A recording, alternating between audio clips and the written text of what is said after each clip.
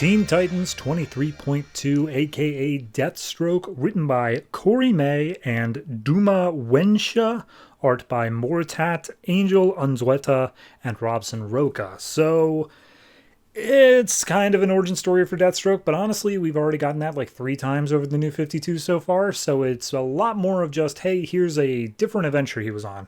So we open up in an urban city in America, deep into the War on Terror, and we see this militant group just standing around, enjoying the silence, when all of a sudden Deathstroke breaks through the wall, and he's like, hey, Deathblow, what are you doing here? And Deathblow's like, I got a job, same as you. And he's like, right.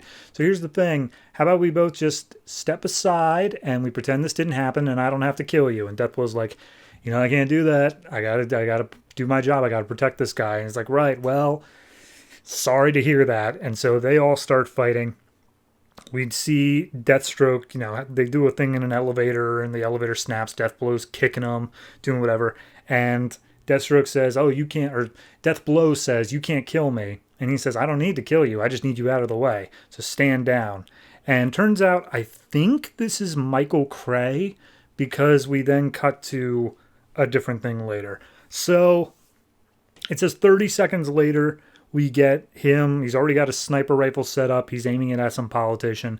He pulls the trigger and we slow motion see the bullet slowly leave the barrel. And he's like, it takes a quarter of a second for this bullet to travel the distance it needs to. A lot can happen in a quarter of a second.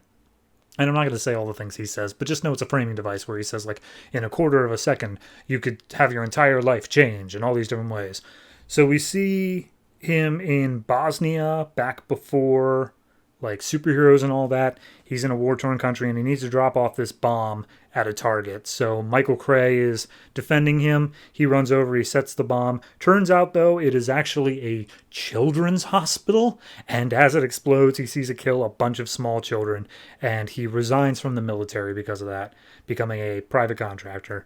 So then we see, oh yes, in a quarter of a second, you can get emotional response, as is the birth of his son, Grant. And he's like, yeah, no, Grant was awesome. Grant was great. I taught him everything he needed to know.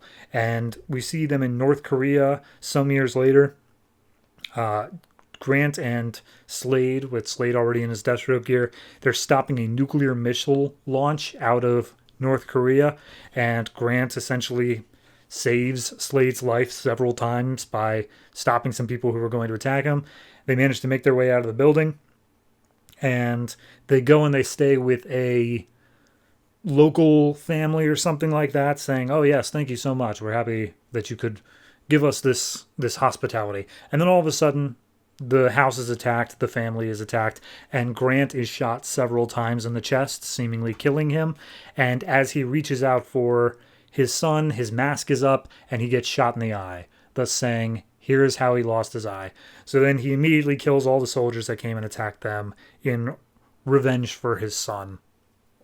So as he does that, he realizes, wait a minute, hold on, there's only one person in the world who knew that we would be there in that house. It turns out it's his wife, who sold him up the river because I guess the military is putting pressure on the family, saying, hey, tell us where your husband is.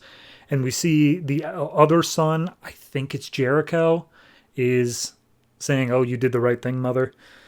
So then we finally cut back to real time of Deathstroke shooting this politician, shoots him in the shoulder, like blows off his arm seemingly. And we see this young child is like, oh no, daddy. And Deathstroke packs up his gear, gets his money, but then is re-attacked by Deathblow and the rest of the group. He manages to make short work of them. And he's like, I know I'm not going to be around forever. So when I'm gone, I'm going to make sure that I can keep my daughter safe by using this money for that. And we see a very young Rose Wilson saying, oh, daddy, I'm glad you're home from your safari.